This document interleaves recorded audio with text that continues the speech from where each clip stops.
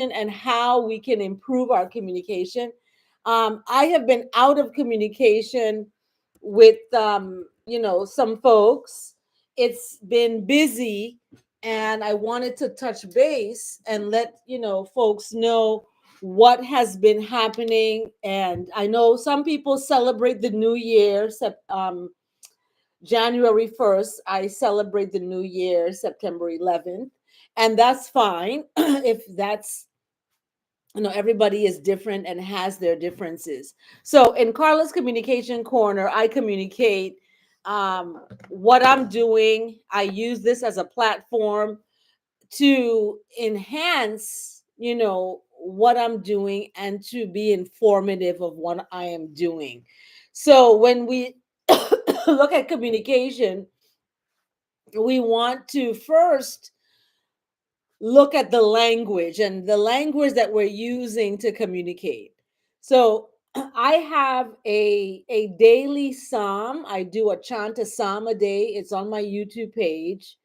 And the daily chant a psalm, the chant a psalm a day is where I translate the versions, either the ESV version or the KSV version. I translate those versions into words of empowerment, and I use words that are defined in just one definition. It's not a word that could be defined as something else, for example. So when we are using words and using that in our communication, we have to not think of ourselves as listening to it, but we have to think of others that are listening and that we're trying to communicate with. So, as an assistant professor, I'm getting ready for classes. That's why I'm, in a different place. I'm not in the on St. John at the moment. I'm teaching at the University of Maryland Eastern Shore, and the semester starts on the 29th. Other universities, the semester has already started already, and we're starting on the 29th. That is on Monday. So Monday, I'm going to be teaching a face-to-face class from 9 in the morning to 9:50, and that is a class called Emerging Language and Literacy in early childhood, in development, because I'm a child development professor. And I'm just, I wish that UVI would have an opening for an assistant professor, an associate professor in child development in that field, because I could be home teaching, as well as working with children in elementary and early childhood education as well. So I could be, I could use my talents and my skills and my education at home, not just during the summertime. So, I'm calling out to, UVI, that they would hire an assistant professor in child development, and that would be me, and that would be great. Not that I don't love where I'm at. I love University of Maryland Eastern Shore, you know. However, I do have a business on St. John. I have Negus Education World Specialists on St. John, and that's my headquarters. And even though we serve, St. John, we also reach out and serve, children and families from all over the world. So being headquartered on St. John, it would be good that for me to have a teaching job, a teaching at the university level, where I could be at home full time. And I thought that would be the case working with the Department of Education, but it wasn't. It's a 12-month, lock in, where during the summer months, I still have to be locked in there, and I can't expand and work with all students. So public, private, parochial, all students is who I want to reach, because my ultimate goal is for children to be reading fluently by the first grade. That's the goal. It's been the goal from the time I started working at the library. It's been the goal. I started Miss Carla's A list that rewards children when they get an A, they get $5. Now it's moved up to $10. This is out of my own money. Um, and donations that I get support the summer workshop. So it's very it's very hard to be away from home during, the semester months. It would be good for me to be working at the University of the Virgin Islands. Hint, hint, anybody out there, put a good word in. But I've reached out to the University of the Virgin Islands because I've always wanted to have to be a professor there, to teach there.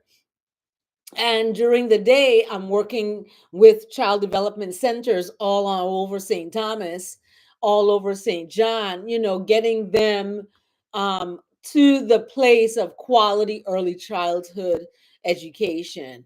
And even though they can improve. There's always room for improvement, always, all the time.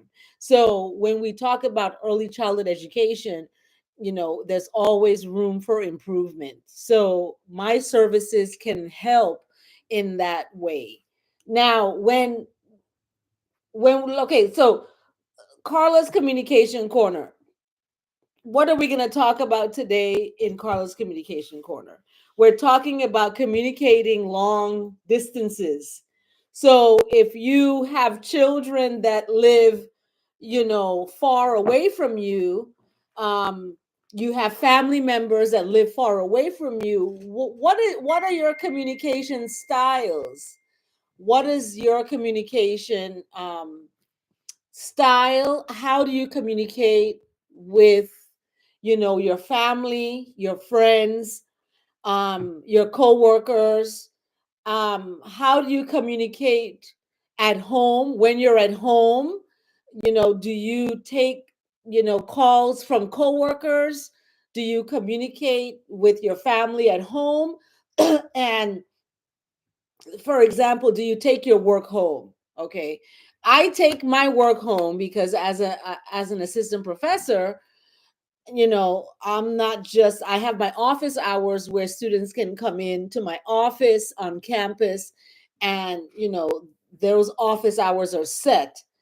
Now when it comes to working outside of the office, I'm always researching something or writing up a publication for some journal, or I'm preparing a grant, or I'm reading, casual reading, recreational reading.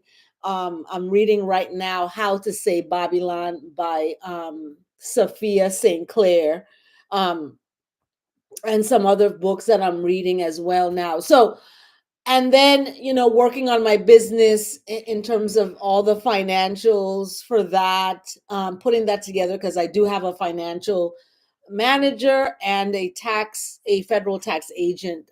Shout out to um, Mr. Jackson in Vitraco Mall there. Shout out to you, Mr. Jackson, for doing that. So I need help. I need help. I need a social media person to work on my social media. We're getting ready to open up the registration for the summer workshop, and that is going to be opening soon. I've been getting emails about that. So that is going to be opening soon. And we have only 20 spots that's going to be available, and those 20 spots are going to be open for children ages 5 to 15. So what are you going to get this summer? What are you going to get out of it? So the summer workshop focus is to create a historical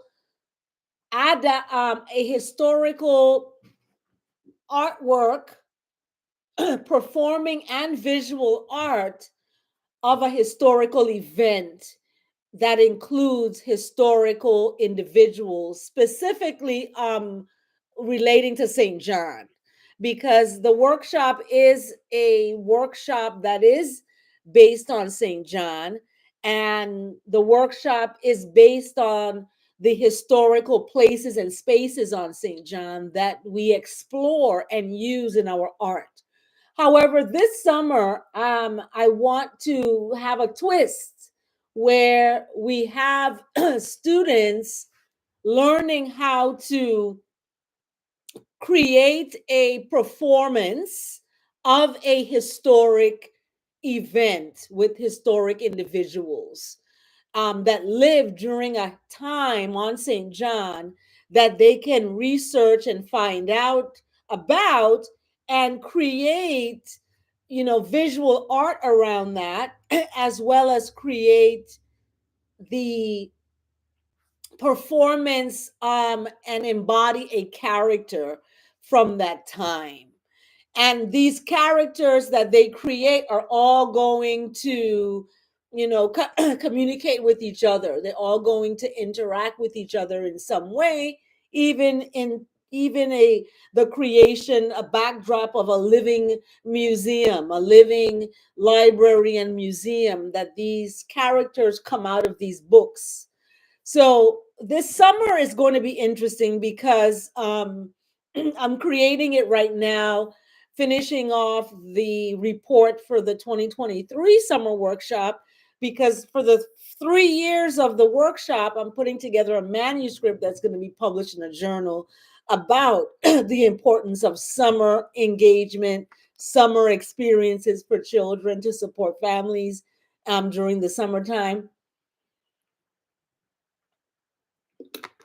So that piece is an important part of the summer workshop in supporting families during that time. I want to shout out to Sherry Compton at the Beach Bar for supporting St. John's activities. I see that Sherry supported them during the holidays. Sherry supports the summer workshop where students get to go, hang out at the beach on the benches and do art and engage in the outdoor experience. So I'm thankful that, Sherry has allowed us to hang out there at her beach bar and supports us financially with supplies for the children to use during the summer.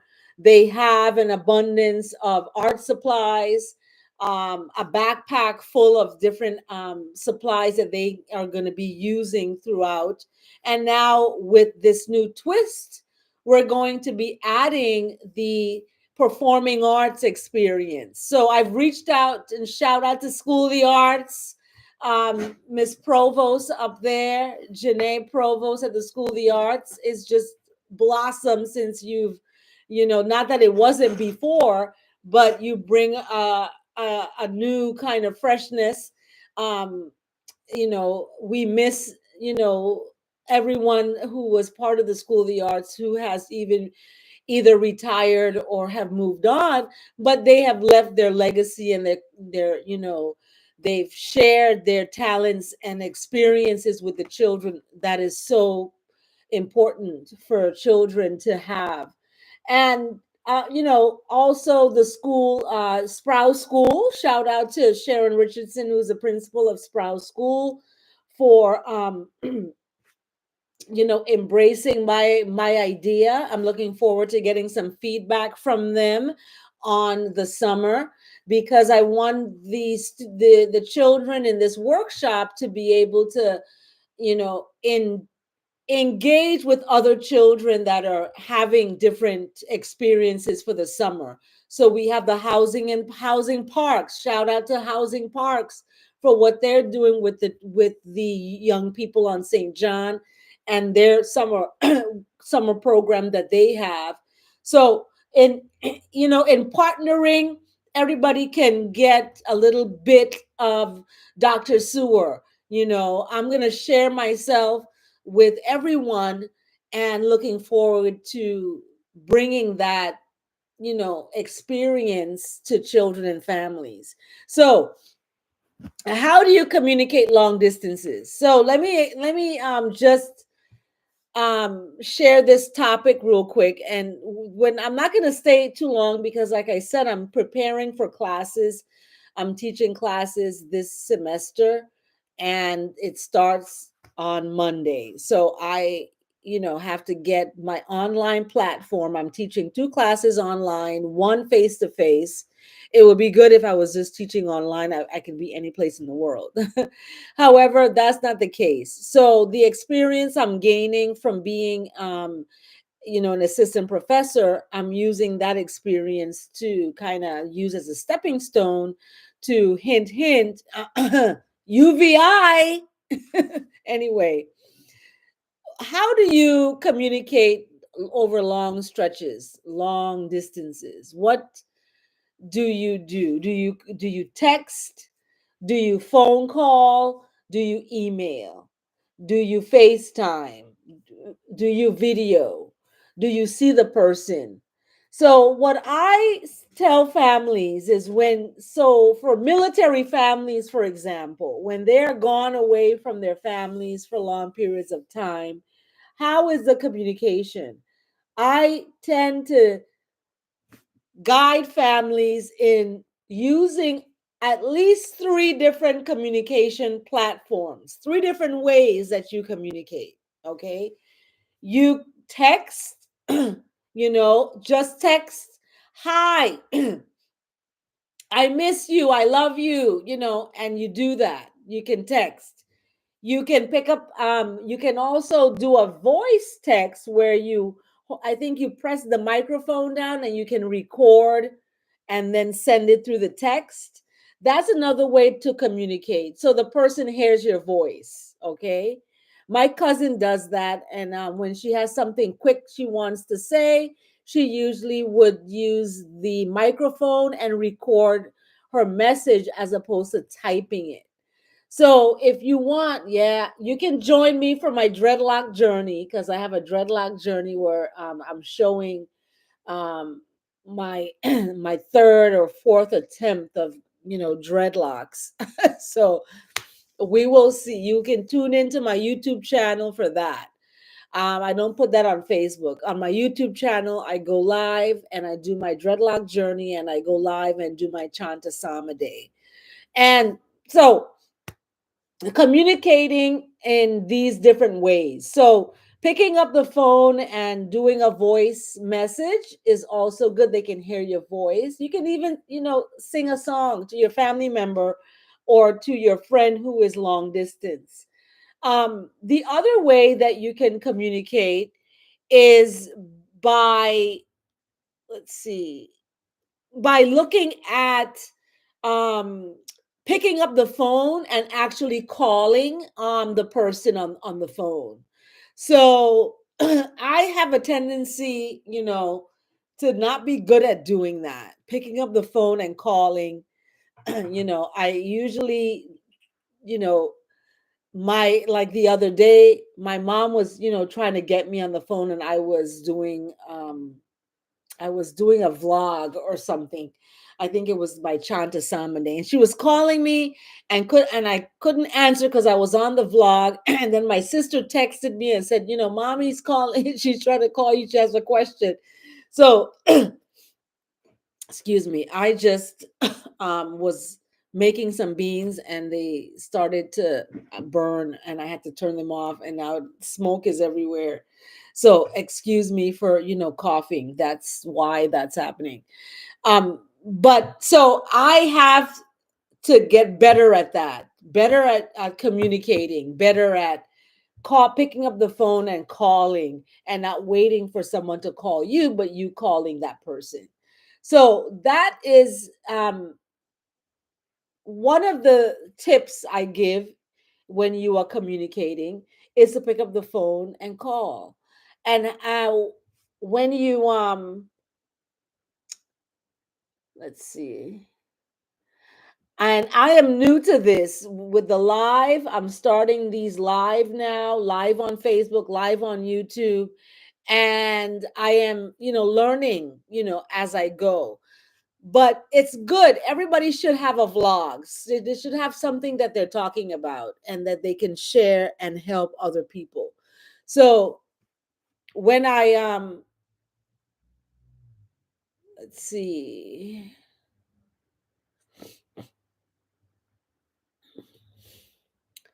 when I talk about communication, I talk about, you know, when we're talking about long distances, long distances and communicating long distances with family and with friends, when you are face to face with the person, um, and you haven't seen the person for a long time, you you know, out of respect, it's good to give that person some time and not be on the phone talking to someone else when that person, you know, is coming to visit. It's like, okay, you're taking your phone to dinner and you're on your phone instead of talking to the person you're having dinner with. So stuff like that, you know, it's important, um to give people that communication, because what ends up happening is people get into communicating with other people, and then, you know, they find that that is more fulfilling to them, and they end up either divorced, they're breaking up, you know, these things happen. So you want to be able to give your significant other or whoever you're with that time, that communication time is important.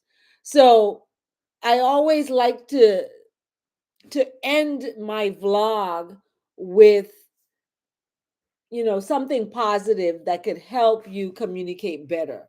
So someone asked me the other day, why do I use the word greetings and I don't use the word hello? I don't use the word hello, or I don't use the words grand rising. And I'll tell you the reason why is because I look at words as very powerful, and the words that we use need to be burnt. You need to be purified, burned in the fire 7 times, purified before we open our mouth and speak. Lots of words in the English language represent other sounds or other words. So when I use words, I like to use words that have a liberating sound. And I don't like to use words that have sound of sin and death, okay, or down. So, or under, you know, if you're under, you're down, you're, you know, that's a lower energy. So I seek for the things that are above and not for things that are below, because when you seek for things that are above, you will get a more clear mind and a clear vision of what you need to do, because you're guided by this, by the higher force that is above. Okay.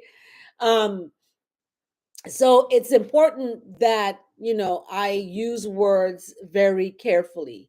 Lots of people use grand rising. I don't use any words that have sin. So rising, singing, sin, you know, let's chant. Let's chant a psalm a day. Let's do that, as opposed to sinning, you know, or singing praises. You know, a prey is something that can be, you know, that's has a predator that's about to snatch it up, and, you know, I don't want to be a prey for a predator. There's enemies already all around. We don't, you know, I don't want to, you know, bring any more to my space. So communication using language, and I'm doing, I was invited to do a to be a presenter. I'm an honorarium presenter at the Texas Association for the Education of Young Children in Austin, Texas. February 24th, just got it approved. My university is going to send me to do that, and that's another reason why I had to be affiliated with the university, because I'm having the opportunity to go to different conferences, to different seminars, and learn and bring to my island all the information to support children and families in the best way possible. Not that they're not being supported now, but it can always have room for improvement. Okay. Department of Education in the Virgin Islands is doing the best that they can with what they have. And I was so sad that I had to leave the Department of Education and take this position as an assistant professor, but I look at it as it's going to help my business, and my business is going to now be able to help the Department of Education because my business is set up to take on federal contracts, local government contracts. So my business is set up to do that. So um, all of it being said, it's very positive and it's very uplifting that, I can be in a position to be of service and to be able to teach as well as research at a HBCU, historically Black College University. And there's some things within that HBCU environment that, that's changing, that's improving. Everything is always never perfect. So we want to be able um, to be that guidance for positive change to channel through us. So in this vlog, Carla's Communication Corner, like I said, it's every 27th of the month. I present a short vlog about communication and uh, communication within families, communication to your children, communication to your spouse, to your your supervisor. How do you communicate? So our focus today was about communication long distances. So we have technology now that's such that we can communicate long distances. I have people on my Facebook right now, on my YouTube right now, watching from different parts of the world, and I'm communicating with them. So I've even want to reach out to the great grandchildren, the grandchildren of Holder and Victor Sewer, and I want us to be able to communicate. So I created a Zoom meeting, and I would like some of the elders in the family to join us because I want to be able to communicate with all my family members, all the grandchildren, the great grandchildren of Holder and Victor Soar, so that we can come together and communicate how are we going to honor our ancestors.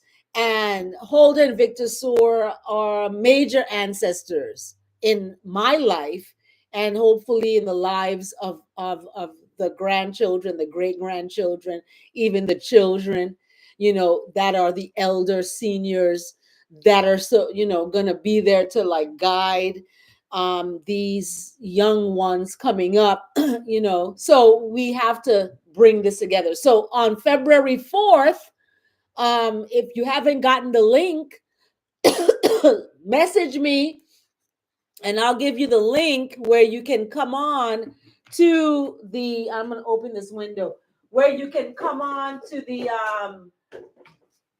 the Zoom and join it's only 40 minutes, because I have Zoom free for 40 minutes. So my daughter is creating an agenda, and that agenda is going to reflect, minute by minute what we're going to do. It's going to be space for comments and questions, but it's going to be the first of its kind, in terms of learning how to communicate with cousins that you haven't spoken to for a long time, communicate with, family members that you may have disagreements with, and how can you, agree to disagree as, children, in a family, or grandchildren in a family. So Carla's Communication Corner is part of that, learning how to communicate with, family members, and especially on very, hard to talk about topics. Okay. I was talking to my dad and about my son's passing, and then his brother is taking it really hard, and my dad was like, okay, he didn't want to talk about it. So but we we we're going to speak on behalf of our elders, and I want to be able to have a space to do that, where it's a safe space and it's a space where we can be able to grow and be able to leave a legacy that is, for the next generation to know, okay, who was Holder Sewer?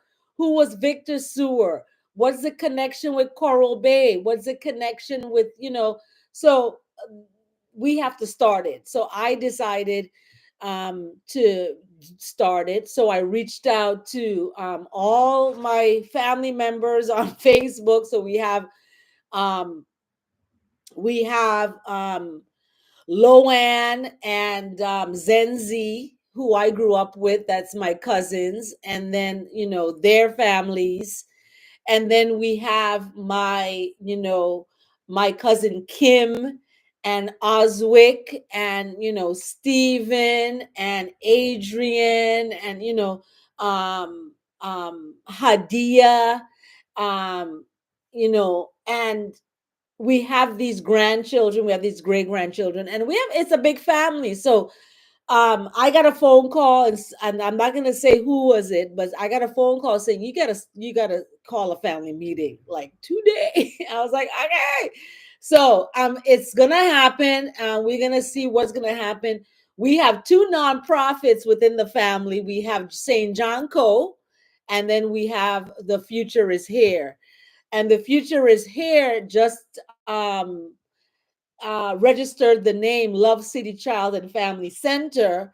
So we're trying to build and build and grow, and we have so much talent within these families that it's time to bring it to the table and sit and talk about how we can memorialize Holder and Victor Sewer. Should we get t-shirts to celebrate her birthday? January 24th was her birthday. November 21st is Victor Sewer's birthday. So we have the beginning of the year, we have the end of the year, and we can do something at the beginning of the year and the end of the year to honor these ancestors in our lives. So if you want to get involved with that, even though you may not be a sewer, or you may feel that, oh, this is just for grandchildren, not for great grand or great great grand. Yes, it's for all of us. Come on, February 4th at 6 o'clock. It's a Sunday, and join us you know to talk about, and it's an agenda. It's quick. It's introductions, and then we're going to talk about our next meeting and what our goal is. What do we want? What do we want to see happen on St. John in these spaces? And how can we come together as a family to help my aunt Elise, who's pretty much taken on the entire estate, on and sometimes as Black women we don't want to ask for help, and we feel that if people offer help they want something. But when we offer help as the younger generation to the older generation, it's to help, it's not to take. So we want to bring that to the table. We want to be able to have that. So this episode, this vlog of Carla's Communication Corner is basically about how do we communicate long distances. And I answer that question by having you all know that I created a Zoom meeting, a Zoom family meeting. So you too can do that. In your families, you can call a Zoom meeting and have the family members who are distances. They may be in Washington, they may be in, Oklahoma, or they may be in Arkansas somewhere. You can bring everybody together and have a Zoom family meeting, and have these every month. You don't have to have them every day. You can have these family meetings and family gatherings every month. I know a family who meets, one of my colleagues, her family meets on Sundays on Zoom, and they just check in with each other. It's not about getting in anybody's business. It's about checking in. Thank you, Julian Matthew from Puerto Rico. Woohoo! I'm going to be having a meeting with the bishop from Puerto Rico for the Lutheran Church because I'm one of the students in the ministry there. So, but anyway, thanks for joining and everybody else for tuning in. So, you want to create family gatherings using the technology that we have out there. We use our phones and everything to just like, scroll we got to use it to create family time. So, family time is the focus of this vlog today, Carla's Communication Corner, January 27th. I will see you all again on the 27th of February, which is going to be hard because the 28th of February is going to make a year that my son was found in a motel in California. So I've been going through grieving process and I've been healing from that. So our next vlog is going to be on the 27th of February, and where we'll be talking about communication, a different topic relating to communication. So we're ending this topic of communication, learning how to use technology to communicate, long distances. If it's a spouse, if it's a partner, if it's your parents, like my parents are, far distance from me right now at this moment. And reaching out and communicating. I talked to my dad. He doesn't like talking on the phone that much, but I heard his voice. And that's all you need, is to hear the voice of your loved one and be able to have that voice just echo throughout your body and give you that hug with their voice. So it's always really good to set those moments up. Sometimes they're unexpected. You might get an unexpected phone call. However, it's always good to make intentional time to talk to family members, to reach out and communicate. And communicate in a non-judgmental way. Like, why you ain't call me yet? I ain't heard from you forever. You ain't call, don't attack. Don't, try not to be judgmental in that communication, but just communicate words of, how are you? How are you feeling? Oh my gosh, you were in the hospital the other day, or you had this happened to you. How are you feeling today? How are you feeling now? So these questions are important, instead of being judgmental about why you haven't heard from them, or all of this stuff.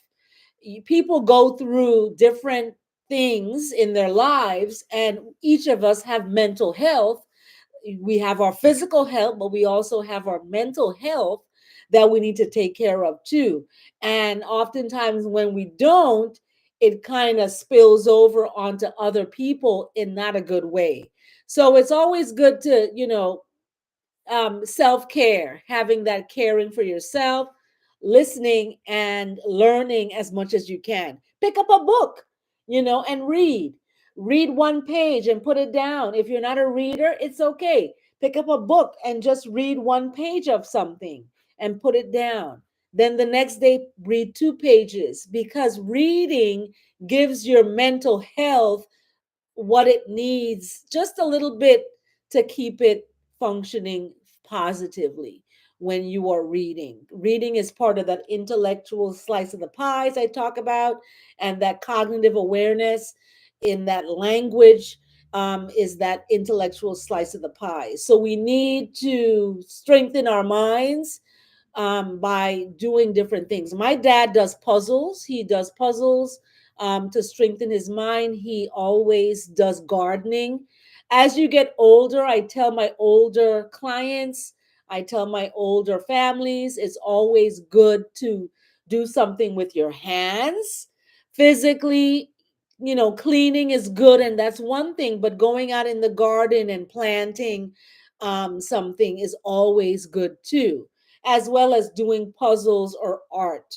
So this ends my my Carla's Communication Corner. I started it early today so I could get a lot of the day still left to get some work done, because I usually my bedtime is 7 o'clock, and people are like, "That's weird, 7 o'clock. That's early. Why do you go to bed so early?" And I say, and I speak about this in a lot of my presentations. It's always good to go to rest, early to rise, right? So when you go to rest early, you finish off your day by, I try to eat before 8 o'clock. By 5 o'clock, I'm getting, wounded up into getting ready for rest, because your body needs that, especially the work that I do. It's very tedious work, and you're reading research articles, you're creating lesson plans for your classes. It's a lot. So I have to wind myself to to the point of relaxing, at least at from 5 o'clock, and reading a book, getting ready to have some dinner, a light dinner, because the biggest meal is in the rise. But in towards 5 o'clock, 6 o'clock, I'm getting, something to eat, and I don't eat and then go to sleep. I used to do that, but it's not good to do that. So getting something to eat and then stretching my body out and getting ready to get into the bed to go to rest by 7 o'clock. I had a student who's a basketball player, and she was like, "Can you come to one of my games, Dr. Sewer?" I said, "What time is the game?"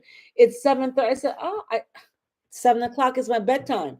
I forced myself to do that so I can be able to get the rest that I need. So from 7, and then I'm up at 5. So 7, 8, 9, 10, 11, 12, 1, 2, 3, 4, 5, 10 hours. At least 8 to 10 hours you need. So they call it your beauty rest, right? Well, it's important. The beauty, having that beauty rest is very important. It's not just for your physical beauty, but it's for your internal beauty. Your internal supports the outside. It's just, that's the foundation. So I've gone on again, long-winded, and here we go.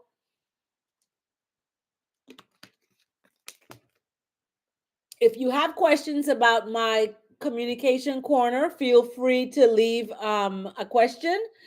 Until then, I will see you all on the 4th of February. I have a live story time. So the live story time is on February 4th, the same day as the grandchildren and great grandchildren event on Zoom. So I'm going to report to everybody on my next vlog in February about the family Zoom and how that went. So that may help you with your family in creating that communication. So happy communication, everybody. Talk to one another, communicate how you feel. It's important. Communicate how you feel. It's important.